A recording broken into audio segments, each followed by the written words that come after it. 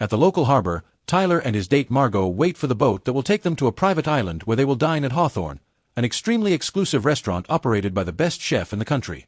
Tyler's a foodie obsessed with this chef and the details behind fine dining in general. When the boat arrives, the two of them are shocked to see how many important people will be traveling with them. There's Lillian, the food critic that discovered the chef, and her editor Ted, post-prime actor George with his assistant and girlfriend Felicity, and a trio of important tech business investors, Dave, Soren, and Bryce. The ones that get Margot's attention though are businessman Richard and his wife, and because Margot knows Richard and doesn't want him to know she's there, so she tries to stay out of his sight.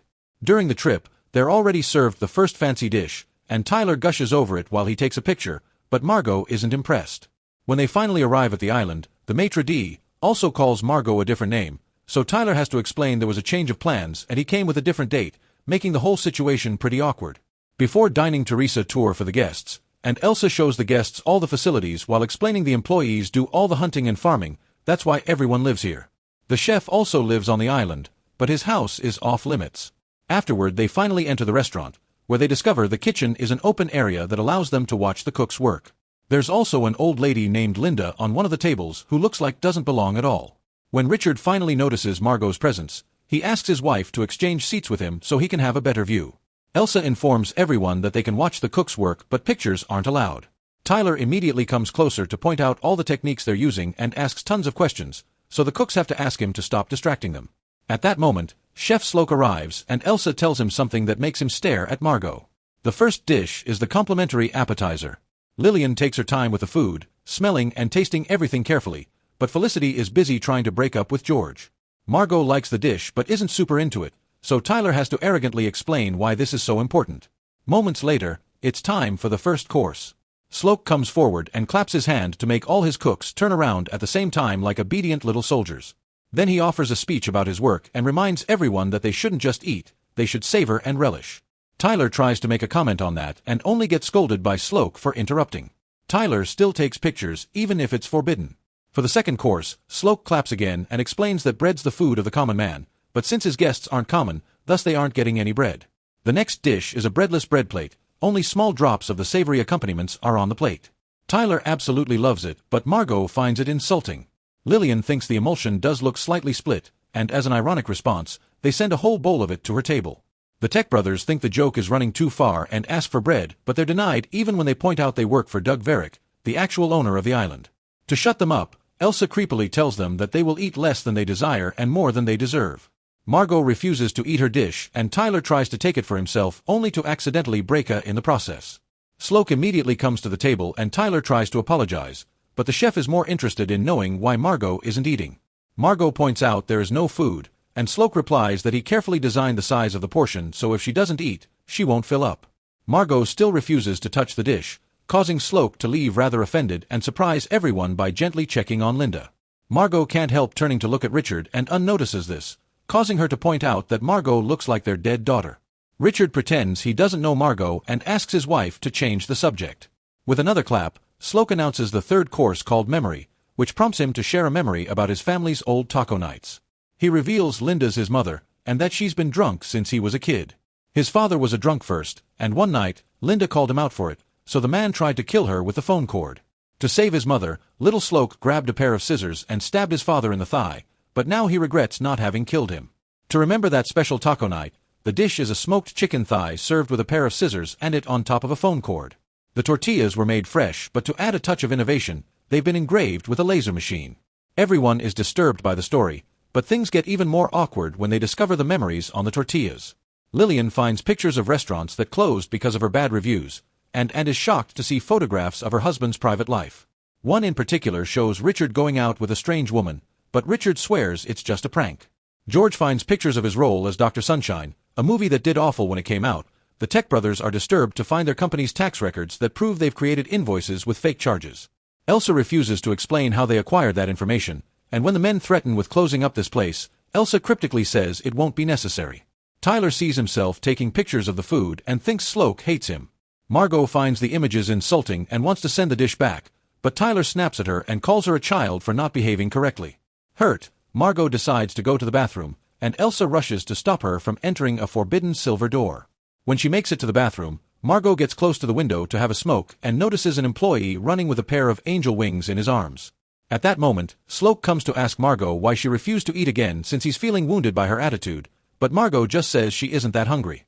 Slowik also wants to know who she really is, and when she says she's just Margot from Nebraska, Slowik doesn't believe her. A moment later, the cooks start the preparations for the fourth course by putting a piece of fabric and some decorations on the floor. Slowik introduces everyone to Jeremy, one of his sous chefs who created the next dish called the mess. Jeremy studied in an important culinary school and his dream has always been to work for Slowik, and while Slowik admits he's talented, he doesn't think Jeremy is great. Jeremy may want a life full of prestige like Slowik's, but Slowik thinks his life is full of pressure, not to mention all the unhappy customers and critics that won't appreciate his work. Slowik asks Jeremy if he wants that life, and when Jeremy says no, Slowik kisses him on both cheeks and steps back before Jeremy takes out a gun. Then Slowik announces the fourth course and Jeremy ends things in front of anyone. The other cooks aren't surprised by this and watch solemnly, but all the guests freak out and step back except for Tyler, who finds this fascinating. As the body is taken away, Slowik asks everyone to sit down and accept this as part of the show. Everyone begins discussing if the death had been real or not, and Richard has had enough. He tries to leave with Anne, but Elsa stops him, explaining there's no available boat. Richard still insists, causing Elsa to order the chefs to grab him and get his ring finger. Guests start freaking out again except for Tyler, who is still enjoying his meal without a care. While Richard wiggles on the floor in pain, Elsa returns the fallen wedding ring to Anne. Slowik once again explains this is part of the menu, and Lillian accepts it, but the others are starting to get afraid. Felicity wants George to have a talk with Slowik since supposedly they're friends, but George confesses he lied to impress her. Elsa brings Margot to the kitchen, where Slowik tells her she's simply wrong. He can tell she isn't a Margot and that's a problem because she wasn't part of that menu plan. Slowik wants to know if Margot is on the side of the guests or the restaurants. Not that it matters because everyone's dying tonight anyway. Margot rushes back to her table in tears and slaps Tyler when he won't stop talking about the food. The whole mood in the restaurant is tense and nervous. Soren goes crazy and decides to try to break a window with a chair, but it's made of unbreakable glass, so Elsa just takes him back to his table. The next course is tea served as a palate cleanser, and Slowik takes the chance to ask if anyone has any questions. Tyler makes a stupid question about the tea, but George comes through and wonders what's going on. Slowik explains their ingredients in a degustation concept, but this shouldn't be a surprise. For example, Lillian is a monster that causes restaurants to close because of her personal taste, and Ted coddles her. The cooks bring more broken emulsion for Lillian, and Elsa brings Margot a kitchen timer saying she has 10 minutes. Then Anne asks for a doctor for Richard, so Slowik points out they've been the most loyal customers for 5 years yet they can't name a single dish they've eaten here. Slowik worked to become a very exclusive chef, but it wasn't until recently that he finally understood he's been working to satisfy people that can't be satisfied, like his own mother. Since Slowik keeps referring to the place as his restaurant, Bryce reminds him that the actual owner is Doug Verrick. Slowik replies he actually owns Doug himself, and at that moment it's revealed that Doug is hanging outside while wearing the angel wings. Dave tries to offer money to save him and when Slowik turns him down, he tries to run away, only to be stopped by the staff. Bryce points out Doug kept Slowik open through the pandemic, but Slowik complains that Doug kept questioning his menu. Elsa makes a sign with her arms and Doug is lowered into the sea until he drowns, prompting Slowik to announce he's finally free before going to his office. Suddenly the timer on Margot's table rings and she's asked to go see Slowik. Margot admits she isn't supposed to be here, and in return Slowik admits he can tell Margot's a fellow industry worker. He wants to know why Margot kept staring at Richard, making her confess that she's actually a street worker. Richard had been one of the few clients that managed to rattle her because he wanted her to pretend to be his daughter while they were getting frisky. Both Slowik and Margot agree that they used to enjoy serving others and bad clients have made them hate their jobs. Afterward, Slowik takes everyone outside. The next course is presented by sous chef Catherine, who explains Slowik has flirted with her many times, and she's always said no. Slowik didn't fire her but stopped looking her in the eye, and this inspired the next dish, called Man's Folly. Then Catherine stabs Slowik on his leg and hugs him before staining his chef uniform with blood, prompting him to apologize. Now all the male guests are given a chance to escape. They'll have a head start of 45 seconds, and then the staff will try to catch them. All the men begin running except for Tyler, so Slowik has to send him out there while Catherine takes the women inside. The women try the sixth course while sharing a table with Catherine, who explains everyone dies was her idea. Lillian's compliments make her cry, and all the other ladies begin offering compliments as well to keep her happy. And asks Margot if she knows her husband and Margot admits she does, and doesn't comment on it. Margot ends up admitting her real name is Erin and she's from Massachusetts. Outside, Tyler spies on them through the window because he hates that he's missing a course. Meanwhile, the staff goes after the men and finds them with no issues, no matter if they went to the forest or the beach. Ted hid in the smokehouse, and for his efforts he's given a PCR egg. All the men are brought back to the restaurant, and George sarcastically apologizes to Felicity for being a failure, which makes her admit she's been stealing money from him. George already knew, and Felicity knew he knew. Suddenly Slowik announces the menu can't continue as planned until they solve an unresolved matter. He approaches Tyler and makes him confess that he had always known tonight's menu would include everyone dies. Tyler had a date, but his girlfriend broke up with him, so he hired Margot because the restaurant didn't take reservations for just one, never caring about the fact she'd die. Margot's upset by this revelation and attacks Tyler, but the staff quickly pulls them apart. Next, Slowik points out how much Tyler knows about food and gives him a chef's uniform before pushing into the kitchen, asking him to cook in front of everyone even if Tyler doesn't want to. Tyler's cooking is messy, especially since Slowik keeps making fun of him for being Mr. Noldigable Foodie, meaning the final dish is an absolute disaster. Slowik tells Tyler he's why the mystery has been drained from his art and whispers something in his ear that causes Tyler to take off the chef jacket and run in tears. Afterward, Slowik takes Margot aside to ask for a favor. To start preparing dessert, they require a large barrel that is supposed to be in a corner, but Elsa forgot to bring. Slowik wants Margot to go get it and ignores Elsa when she says the staff can do it. On her way out, Margot discovers Tyler has ended things for himself, but she doesn't care. Then Slowik returns to the dining area, where George points out that this isn't really fair. Slowik explains George is being punished because he saw Dr. Sunshine some years ago and ruined the first day off he had in months. On the other hand, Felicity'll die because she graduated from Brown University without any student debt. Meanwhile, Margot makes it to the smokehouse, but instead of grabbing the barrel, she grabs a knife. Afterward, she sneaks into Slowik's house, which is an exact copy of the restaurant but with a bed in it. Margot tries to leave through the silver door, but she's interrupted by Elsa, who has her own knife and reminds her this area is out of limits. Suddenly, Elsa attacks Margot, explaining she doesn't want to be replaced. Margot defends herself with objects from the kitchen as she points out she doesn't want to work here, but Elsa says she didn't forget the barrel, Slowik just never asked for it. Both women end up struggling on the floor, and by trying to keep the knife away from her body, Margot ends up accidentally killing Elsa. After her initial panic is over, Margot takes Elsa's keys and opens the silver door.